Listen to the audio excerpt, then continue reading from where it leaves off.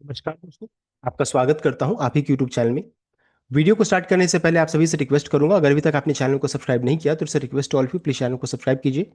तो चलिए स्टार्ट करते हैं। जहाँ पे देखिए आज हम लोग डिस्कशन करेंगे अबाउट शेयर मार्केट, शेयर बाजार के बारे में, जहाँ पे देखिए लोकल एंड ग्लोबल सेंटिमेंट यहाँ पर दोनों को कवर किया जाएगा, यानी करंटली क्या स्थिति है मार्केट का, साथ साथ निफ्टी कितना गैप अप हो सकता है, गैप डाउन हो सकता है, इंपॉर्टेंट लेवल्स का, इन सभी चीज़ों को चेक करेंगे। सबसे पहले चीज, निफ्टी का कल का क्लोजिंग बहुत ही शानदार था, 23,306 का देख सकते हैं, 394 पॉइंट्स उछाल के साथ। एंड हम लोगों ने ये भी डिस्कस किया था कि 23,450 के ऊपर में देख सकते हैं, अगर सस्टेन करेगा तो तेजी बनेगा। देखिए वहां से ही रेजिस्टेंस देखने को मिला है, तो लेवल तो बहुत अच्छा से रिस्पेक्ट हो रहा है। अब नीचे में सपोर्ट क्या रहेगा, अगर मान लीजिए गिरावट भी होती है तो 23,000 जो रहता है इंपॉर्टेंट सपोर्ट का काम करेगा, साइकोलॉजिकल सपोर्ट रहेगा।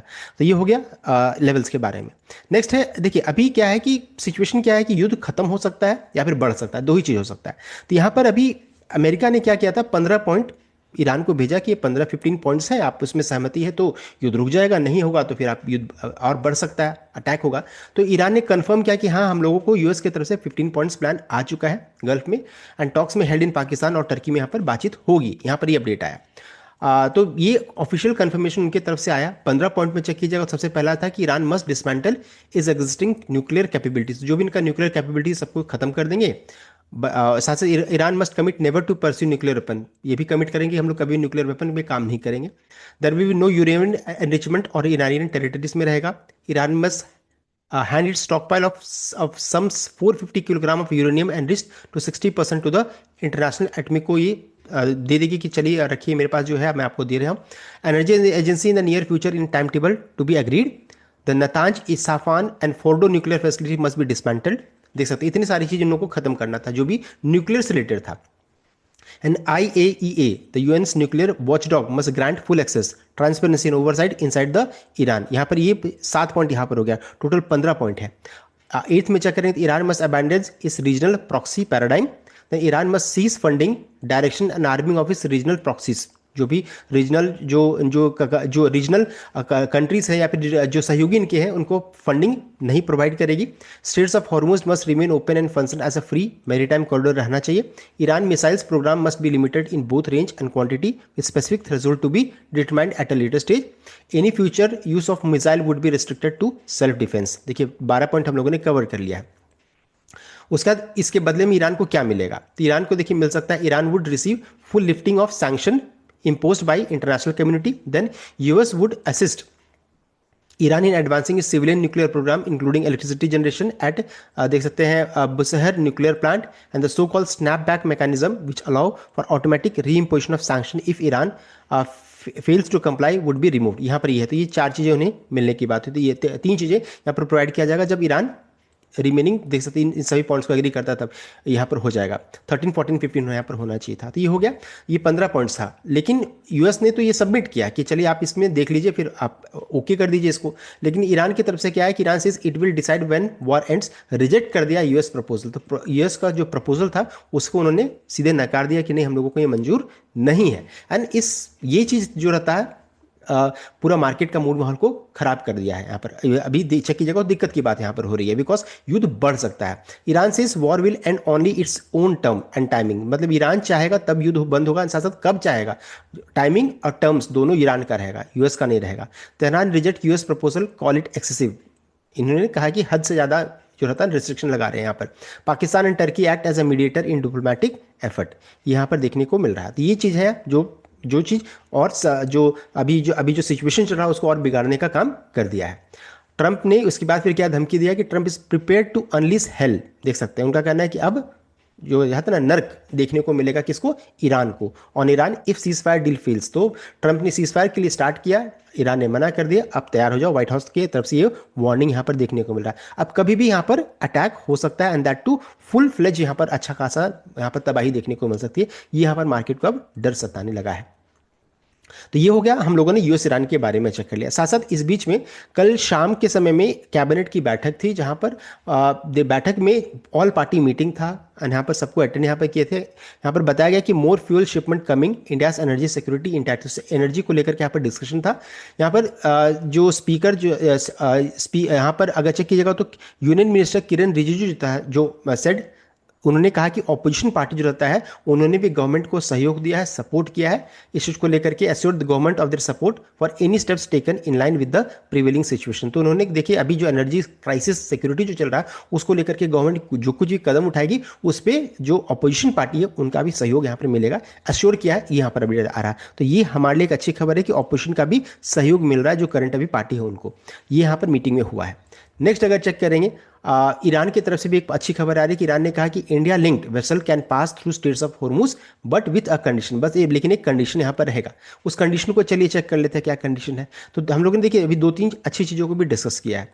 ईरान ने परमिट किया vessels transit from India, China, Russia, Iraq and Pakistan, इन सभी को बोला कि आप हॉर्मुज को क्रॉस कर सकते हैं। Safe transit require vessel to be classified as non hostile रहना चाहिए, जो भी वेसल इंडिया, चाइना, रशिया से आएगा वो नॉन हॉस्टाइल रहना चाहिए। UN wants Hormuz disruption threatens global oil and gas supplies. अब कंडीशन ये जान लीजिए, तो यहाँ पर देखिए कहना है कि non hostile vessel, non hostile vessel का मतलब ये हो जाता है कि आप जो रहता है यूएस को सपोर्ट नहीं कर रहे हैं, देख सकते हैं आप यूएस को सपोर्ट नहीं कर रहे हैं। They provide do not support action against Iran and comply with security protocol. तो जितने भी सिक्योरिटी प्रोटोकॉल है उसको ही फॉलो कीजिएगा, साथ साथ आप जो जो ईरान जो कर रहा है उसमें आप सपोर्ट कीजिएगा, देख सकते हैं। May be allowed safe passage provided they do not support action against Iran and comply with security. हाँ, कहने का मतलब है कि ईरान के अगेंस्ट वो जो यूएस कर रहा है उसको आप सपोर्ट नहीं कीजिएगा, तो वो यहाँ पर देखने को मिल रहा है। तो mission added that such movement would require coordination with Iranian authorities. साथ साथ इंडिया की अथॉरिटी एंड ईरान की अथॉरिटी दोनों मिलजुल करके स्ट्रेट्स ऑफ हॉर्मुज में जो भी शिप्स है कार्गो से उनको क्रॉस करने में मदद करेंगे। तो इस तरीके से यहाँ से भी एक अच्छी खबर देखने को मिल रही है इन सभी country, India, China, Russia, Iraq and Pakistan को लेकर के। तो देखिए हम लोगों ने दो पॉजिटिव न्यूज़ भी चेक कर लिया। अब है अमेरिकी बाजार का क्लोजिंग कैसा था। देख सकते हैं अमेरिकी बाजार का क्लोजिंग ठीक ठाक सा देखने को मिला, लेकिन एक समय में अगर चेक कीजिएगा तो यहाँ पर अच्छा खासा तेजी देखने को मिला। देखिए क्लोजिंग यहाँ पर हुआ 46,429, हाई बनाया था 46,718, यानी कि गिरकर ही क्लोजिंग हुआ। ऐसा नहीं कि आप देखिए तेजी अच्छा खासा था, 500 के ऊपर में तेजी देखने को मिला, लेकिन गिरते गिरते 305 में यहाँ पर क्लोजिंग हुआ है। लेकिन चलिए ठीक है, अच्छी बात क्या है कि सब कुछ नेगेटिव होने के बाद भी यहाँ पर पॉजिटिव क्लोजिंग देखने को मिला है, ये चीज़ यहाँ पर अच्छा देखने को मिला है। साथ साथ अगर यूरोपियन मार्केट का भी चेक करेंगे तो सिचुएशन सेम था, अच्छी खासी ग्रीन क्लोजिंग देखने को मिला है, यानी कि जो कुछ भी कल नेगेटिव हुआ उसका बहुत ज़्यादा प्रभाव यहाँ पर अभी तक कल रात को तो नहीं हुआ था। नेक्स्ट है फ्यूचर्स को चेक कर लेंगे। तो फ्यूचर्स में चेक कीजिएगा तो यूएस फ्यूचर्स में 85 पॉइंट्स की गिरावट है, रिवेन्यू में चेक कीजिएगा तो मिला जुला संकेत है। तो यूएस फ्यूचर्स में भी बहुत ज़्यादा गिरावट नहीं है।